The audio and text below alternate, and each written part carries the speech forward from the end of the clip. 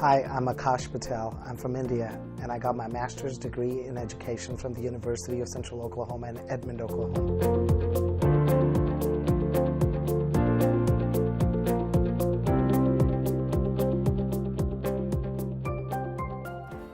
My parents finally reached out to their parents and their cousins to be able to show the correct bank balance to be able to send us to the United States for an education at Iowa State University. After showing and demonstrating financial stability, we had to apply for an interview with the U.S. Embassy where a consulate officer would determine if we were financially capable and if we had the right intentions to study in the United States. 3 weeks later, I was invited for an interview, and I got my visa in the first attempt while my brother got his visa rejected twice, and he finally got it accepted the third attempt 3 months later. So for some people it could take 3 weeks. For me, it took almost 3 months to be able to get my visa. My name is Bianca Eni. I am from Rio de Janeiro, Brazil, and I'm currently pursuing my master's degree in marketing at Dallas Baptist University.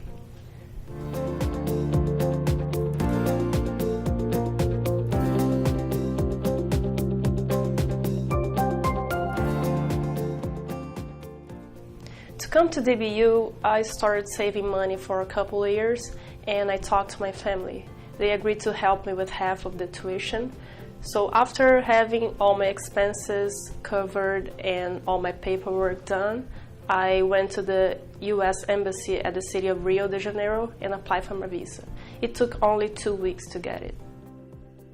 My name is Redwan Larossi. I'm from Morocco. I'm doing my bachelor in electrical engineering at the University of Oklahoma.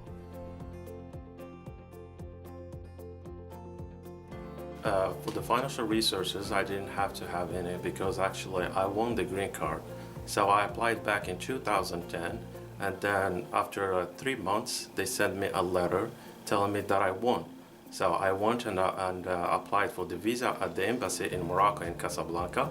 Then I had to wait around 2 months. Then I got an answer back from them. They called me and they told me that I get the visa.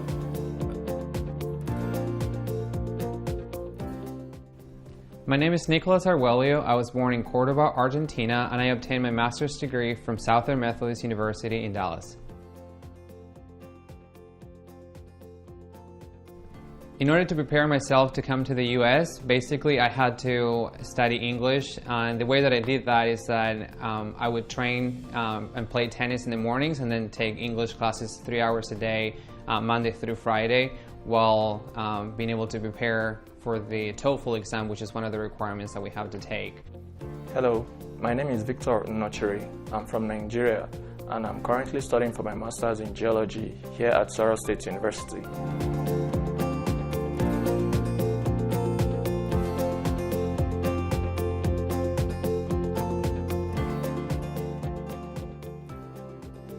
I remember one of the first things that I did after my visa got approved was to go get myself enough winter clothing, because I envisaged that the weather out here was going to be totally different from what I was used to back in Nigeria. And secondly, the major concern I had was how to get to Alpine, because when I checked out, I noticed that Alpine was a little bit on the outskirts from most of the major cities that we have here in the United States. So I spoke with the enrollment officer to find out if there was any means of transportation that was reliable enough to take me down to Alpine, and she suggested that it was only the train system that was reliable, and also there was a bus system, which also they all do on every other day. It's not an everyday thing. So that got me concerned, so I had to book my flights in such a way that I will be able to get a bus by the time I land in Midland that will take me down to Alpine. Hello, my name is Brenda, and I'm originally from Mexico City, and I'm currently pursuing my Master's in Business Analytics at SMU.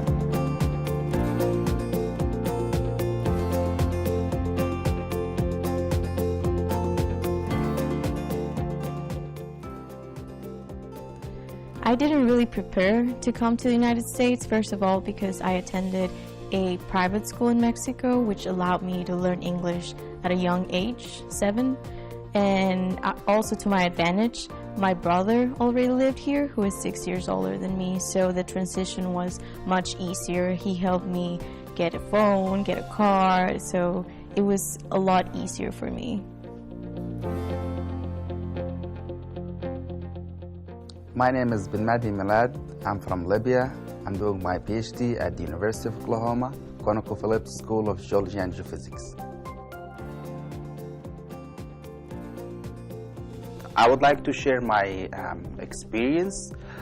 For example, the petroleum department that I am in required me to have 550 in TOEFL English exam, or an equivalent of 6.0 IELTS exam. On the top of that, I have to have a GRE exam with 1,100 points. That sounds a lot, but we all can make it. About requirements for my master's program, essentially I don't have any because, one, Nigeria is a country whereby our medium of instruction was English.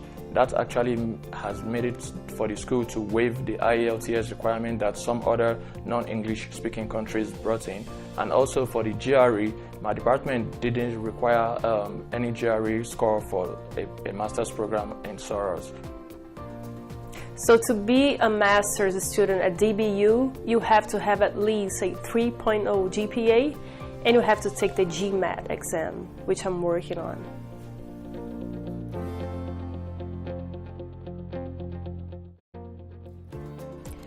My name is Rama Al-Sabag. I'm from Saudi Arabia, and I'm doing my dentistry at Southern Methodist University.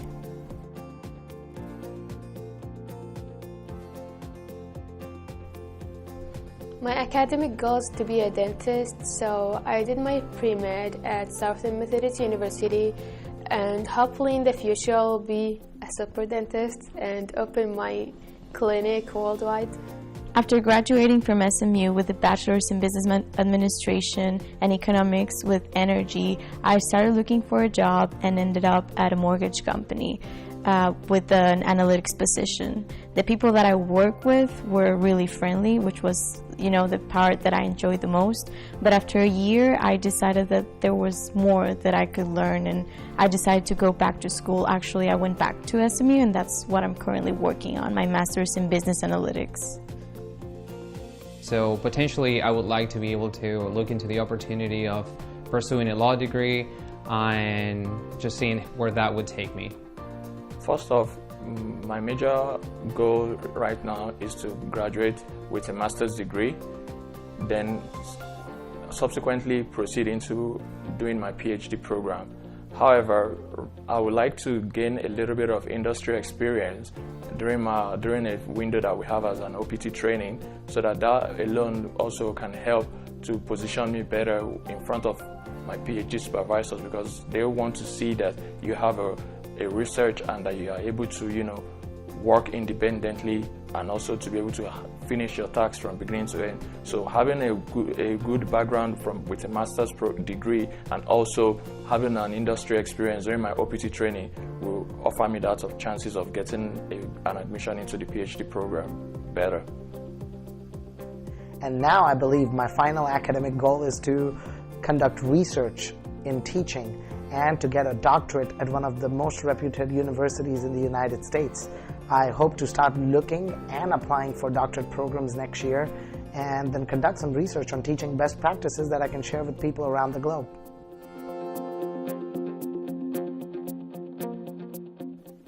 My experience with the American culture is the hospitality when they invite you.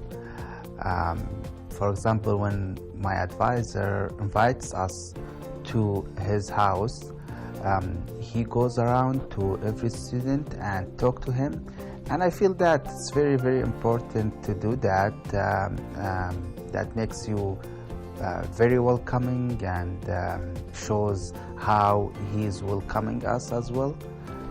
That's something I really, really enjoyed it and like it a lot.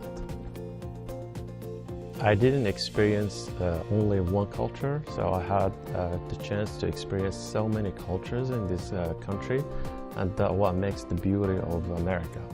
So it's a little bit different than Morocco, where I had only one culture. So what I really like about the American culture is that they are really independent and they start paying their bills and running their own lives since young age. And I think that one of the parts that I like the most about their culture is about how driven they are to pursue different careers and different goals that they set forth for themselves. And I also really like the way that Americans really embrace the country as a whole. Like, everybody's so patriotic. I remember the first time that I celebrated 4th of July here in the US. Some of our friends took us to their lake house and they just cooked a barbecue, and like we all watched the fireworks at midnight, and it was just like a very good and different experience than what I had experienced in my own country. Sometimes in Argentina we're very patriotic, but sometimes when it comes to like soccer, what we're known for, or just some sport related activity, but we don't embrace our culture as much as Americans may do in different occasions. If I could bring anything here to America, it would be the family, the sense of family here. I think that here in America there's an idea that whenever you turn 18, you need to leave your house, you need to go to college, you need to become independent. While in Mexico, the idea is completely different. You stay with your parents until pretty much you get married, which can be, at the age of 29, 35. There's people that don't even get married at times and they live with their family. So I would really, really, really like to bring that sense of community and family here to the States. One of the things that I would like to bring in to incorporate here is the food, because I noticed that most of their food are basically fast food, processed food kind of thing.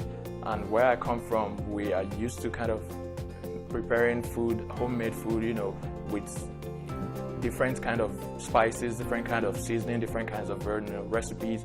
So I noticed that they don't really have that going on around here so much. Just for a little bit of Mexican foods that that are a little bit close to what we have back home. There is a familiar culture in Saudi Arabia where girls, when they see each other, like they shake hands and they kiss in the cheeks. When I came here to the US the first time, I saw my friend and I wanted to go and shake hands and kiss her. She was like, she went back a little bit. She felt something weird. I'm like, don't worry, this is a traditional in my country and we do it. And yeah, I would like to share it here with Americans and to know it so nobody can get weird.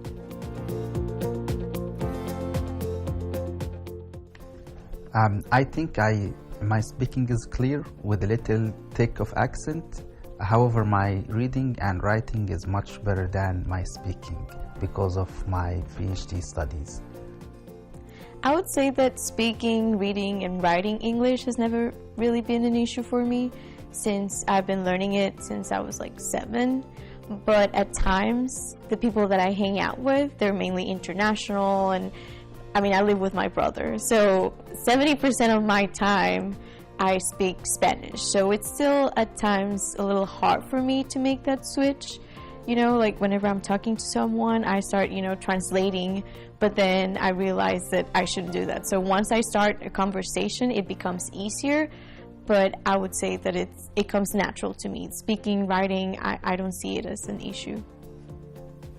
My English speaking is excellent as an international student, my reading and writing as well.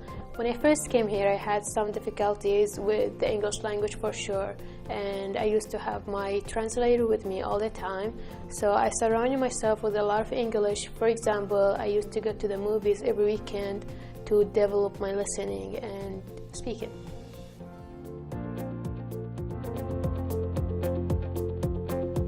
If I could think about different advices that I would give people when they come to the US, I would tell them that the first one would be to get out of their comfort zone. I found myself so many times trying to tell people how things are done in Argentina, and I didn't allow them to show me how their culture really operated. So don't get caught up in your own culture. You're in a different country. You need to embrace the culture of other people. You need to be welcoming to things that might be a little bit different for you. Get out of your comfort zone and just really allow people to invest in you. They should have at least an intermediate English level. This will help them process their paperwork with the immigration and avoid doing lots of mistakes when they come here. to keep an open mind. Everything that I grew up knowing for 19 years could have not prepared me for this moment, but it was keeping an open mind and, you know, building new relationships what helped me the most. Being open to learning more about different cultures, learning about the American culture in specific. Everyone has something good to show you. Everyone has a good heart. So don't be afraid to share your culture, who you are with the rest of the world. Just be yourself and follow your dreams. Don't be afraid. We all suffered and struggled in the first year here in the US, especially with the English language, but try to socialize yourself with Americans so you can pick the language from them as fast as you can. If you're an international student applying for an American university, I advise you to save money because currency can be tough on us. And also, I advise you to study English in your country because it's much cheaper than studying here.